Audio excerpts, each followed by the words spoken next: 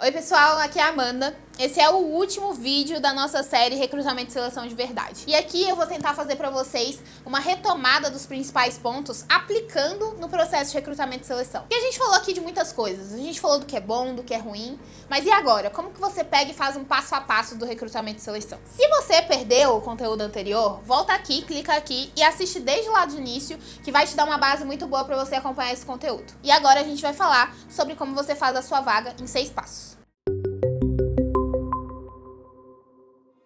Antes da gente entrar nos 6 passos que vão te dar o seu funil de seleção, a gente tem que falar sobre o que você quer medir na vaga. Porque não adianta você abrir uma vaga sem saber quem você quer trazer pra dentro. Geralmente, quando a gente fala de estratégia de recrutamento e seleção, tem 2 coisas que um recrutador sempre precisa ter em mente. A primeira é a diretriz geral do capital humano, que tem que ser um alinhamento geral da empresa. Essa diretriz geral do capital humano diz respeito a 2 pontos principais. O primeiro é a questão da cultura, né? Você entender qual que é o tipo de pessoa, quais são os valores que você quer das pessoas que vão entrar na sua empresa. A segunda é uma questão de você vai buscar mais especialistas, você vai buscar mais jovens recém-formados de alto potencial, o que o mercado da sua empresa necessita no geral. A segunda coisa que você tem que observar na vaga são as características específicas da função. E aí a gente já entra no primeiro passo do nosso funil, que é o mapeamento. O mapeamento da vaga. A diretriz geral do capital humano não vai mudar de vaga para vaga, mas a cada vaga você vai ter aquela parte mais específica em que você vai entender o perfil dos candidatos que você quer, os pré-requisitos para a vaga,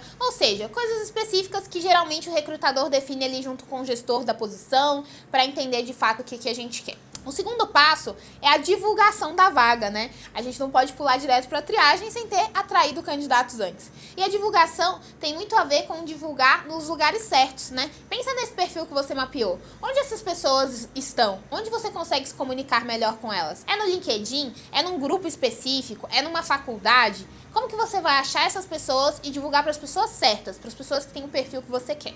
Depois de ter divulgado e ter atraído várias pessoas, a gente entra na triagem. Tem um estudo da Harvard Business Review que mostrou que os recrutadores leem em média de 10 a 20% dos currículos de uma vaga apenas. Então você está sendo injusto desde o começo, porque vai ter 80% das pessoas que você não vai nem ler o currículo. A gente propõe aqui, na hora da triagem, a utilização dos testes. Você utiliza os testes, você tem os seus modelos ali, os seus algoritmos que vão te indicar se a pessoa se encaixa na sua empresa e na posição. Você vai conseguir avaliar todo mundo. Você vai dar a chance para todo mundo de passar por aquela triagem. Basta eles fazerem os testes. Aí sempre tem o dilema, né? Mas Amanda, os testes geram muita quebra. Muitos candidatos às vezes não participam do processo porque eles ficam ali com certo receio de fazer os testes. Mas eu vou te dizer uma coisa. Se a sua quebra está sendo muito grande, provavelmente você tem um desses 2 problemas. Ou você não está comunicando muito bem sobre aquela etapa do processo. Então, quando você vai usar testes, é importante você mostrar o porquê que aquele teste é necessário, você mostrar que você vai dar um retorno para o candidato depois daquele teste. A Mindsight fornece uma devolutiva personalizada de perfil para cada um dos candidatos,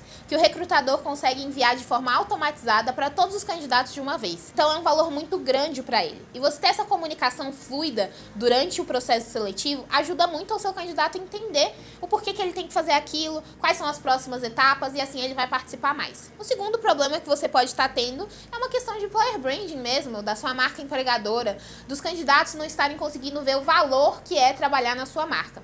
Aí eu te recomendo estudar um pouquinho sobre EVP, né, o tal do Employee Value Proposition, para você entender um pouquinho como que você mapeia esse valor que a sua empresa gera para as pessoas que trabalham lá dentro, para você conseguir comunicar isso na hora de divulgar a sua vaga.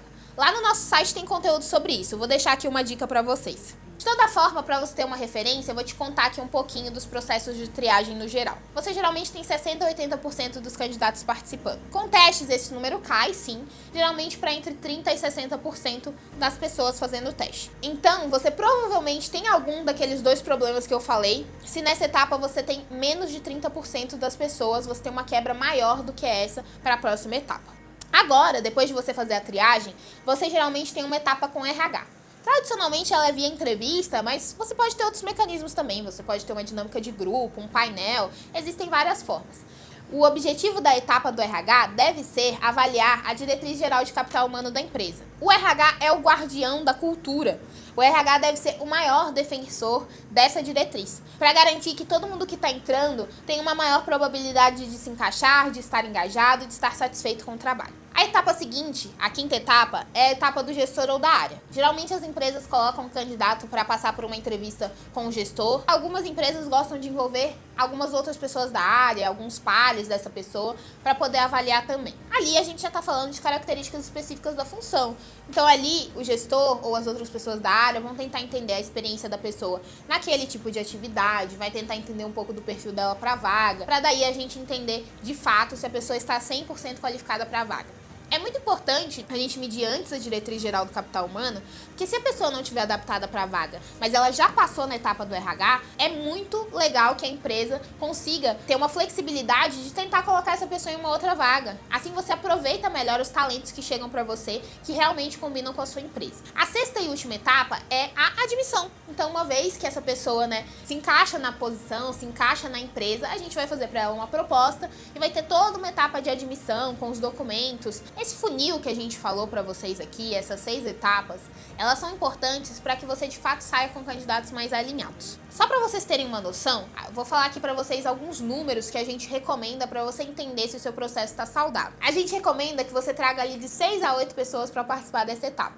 E daí o RH vai selecionar as 3 mais adequadas para a área ou gestor avaliarem. Assim você sai com um candidato no final muito alinhado à sua vaga. Se você está tendo que entrevistar muito mais pessoas, ter muito mais pessoas passando por essas etapas, provavelmente o seu processo está ineficiente.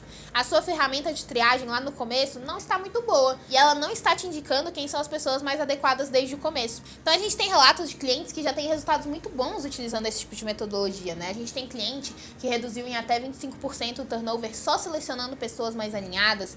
A gente tem outros clientes que fizeram algoritmos específicos para a área de vendas, por exemplo, e aumentaram em 16% a receita que esses vendedores trazem para a empresa. Então, os resultados são muito bons. A gente tem marcas utilizando como TIM, Stone, XP, Itaú, Nubank, iFood e tantos outros que já estão tendo resultados muito legais. E aí, gente, fica aqui a lição, O quanto a seleção é importante para a formação de capital humano da sua empresa, A gente falou aqui ao longo dessa série toda de como você faz para já de cara começar o seu ciclo ali de gestão de pessoas, trazendo as melhores pessoas para dentro. E isso vai impactar muito a performance e os resultados da sua empresa. Queria agradecer vocês, foi um prazer enorme estar com vocês aqui nessa série. Te convidar, se você ainda não assistiu, a voltar no começo da nossa série aqui e assistir tudo de novo. Tenho certeza que vai ser incrível para o seu conhecimento de recrutamento e seleção. E até a próxima!